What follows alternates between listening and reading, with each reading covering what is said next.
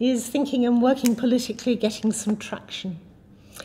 I guess the answer is yes, up to a point. If I compare the kind of conversations that are taking place now with what was happening 5 or 10 years ago, there's an enormous change, actually, in the range of people involved, in the level of sophistication of what's being said. There's an extraordinary amount of good analysis going on. There are training courses in political economy analysis.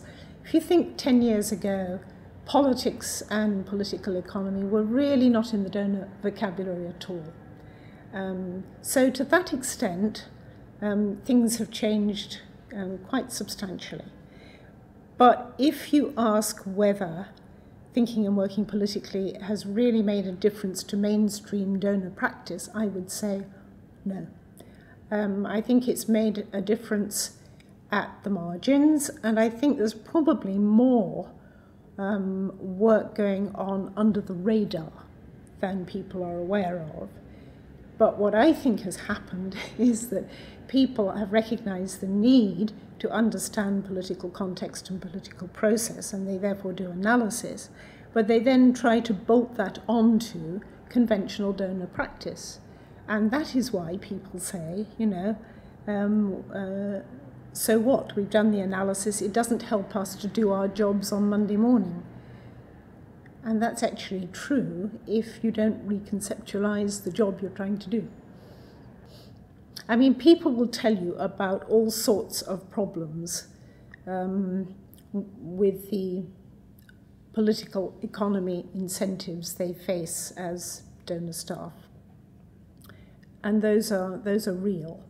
But I actually think the underlying problem is much more fundamental.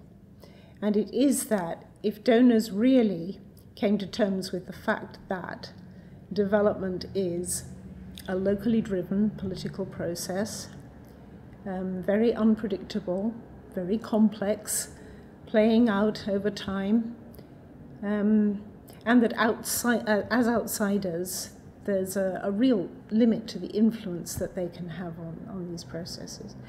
That all follows from thinking and working politically, but it really upsets the basic donor business model, which is we come in with money and expertise, and we help you solve problems. And so I think there's a rather fundamental disconnect. And I mean, it's not just that people have a kind of technocratic idea about the aid business. It is that the aid business has constructed a very simplistic narrative about how development happens, how one generates ownership, how one works with partners. It's a completely unreal bubble, if you like, within which the aid business works. And if you ask any outsider about thinking and working politically, they'll say, heavens, Sue, why don't you already do that? Surely you already do that. And iterative problem solving, virtually all public policy making, good public policy making, involves iterative problem solving. And I think it is a measure of how distant the aid business has become from reality that we think thinking and working politically is a big deal at all. It ought to be an absolutely integral part of trying to influence complex processes of change, particularly in other people's countries. David Booth and I have just written a paper that we've called Politically Smart, Locally Led Development, where we look at 7 cases in which we think thinking and working politically has really made a difference. In all the cases, people have worked in iterative problem-solving ways. They've spent an enormous amount of time building relationships with a very wide range of stakeholders, and trying to broker common interests between them. Commitment has been long-term, 10 years, 13 years, not 2 or 3. Good continuity of staff. But I think there are 3 things that really stand out for me. One is that in all these cases, the motivation for reform or change has not been driven by aid. Aid has been used very strategically to come in and support a change process or to fill in gaps, but it is not the main motivation. The second point is that donors have been politically smart in the sense of being politically informed, really well informed about context, and politically astute in the way they've worked.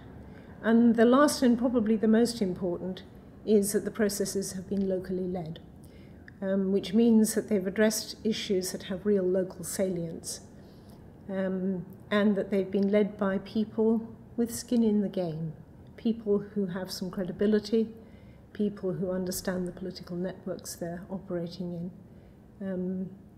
And in fact, I think you could almost say that locally led is the single most important thing.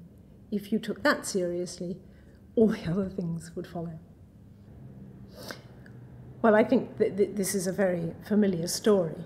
But what comes out of the 7 cases we've looked at very clearly is how damaging it is to have a focus on spending targets, to have a focus on short-term results, to have monitoring processes that require you to specify ahead of time what you think your results are going to be, and that curb on administrative costs, because such a lot of the success story, I think, is in long-term building of trust and relationships and facilitating interest groups. And those obstacles all undermine iterative problem solving, strategic use of aid, and intensive relationship building. And they are relatively recent introductions, and they could certainly be reversed. Dealing with that more fundamental problem that I was talking about, which is really rethinking the business model, is obviously more complicated.